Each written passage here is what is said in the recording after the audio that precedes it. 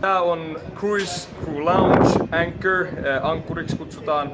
Mä oon Matias Heikkilä ja mä oon Merimieskirkon puolesta täällä töissä. Ja sitten tää on yhdessä tehty MEPAN eli Merimiespalvelutoimiston kanssa.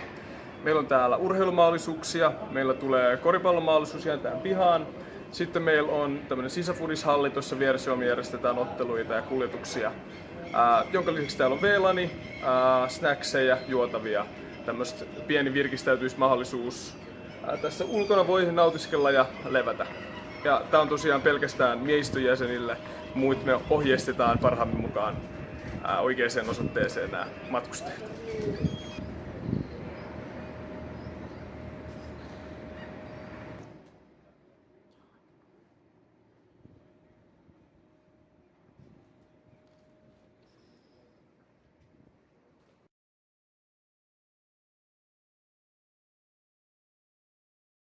Ja mä oon Ella Rönnberg ja mä olen nyt täällä tämän kesän aikana täällä töissä. Ja tää on ollut auki nyt, tää on se 3. kesä, jolloin tää on auki. Ja nämä merimiehet saa tulla tänne, ne istuu täällä ja ovat netissä ja sit meillä on semmoinen pieni kauppa, mistä ne saa ostaa pientä asioita ja ruokaa ja semmoista matkamuistoja.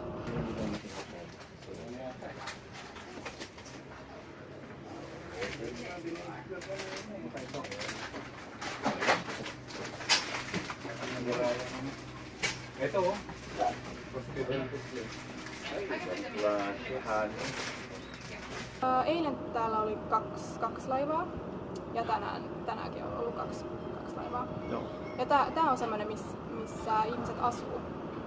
Eli tää tulee sitten 3 vuoden päästä vasta uudestaan Helsinkiin. Mut sitten tää Aida Mar, niin se tulee joka viikko.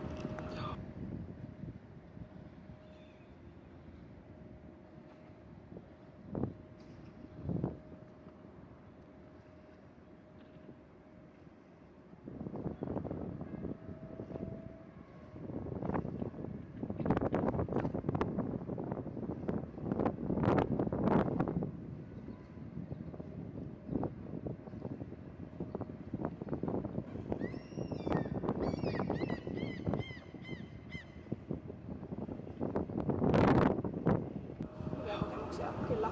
Joo, kiva, että saa puhua englantia ja... My name is Gede from Bali, Indonesia. 23 years old. I work in Gali as a cook. Okay, yes. There's cooking for breakfast, lunch and dinner. My name is Abdul Hamid Saadi. Yeah, I'm from Indonesia. Indonesia too. Yeah, Central Java. Yeah. I'm working in the engines. 10 months contract Aha. and 2 months holiday. Coming back again. Oh. And work on the sea around 11 hours and then get a break.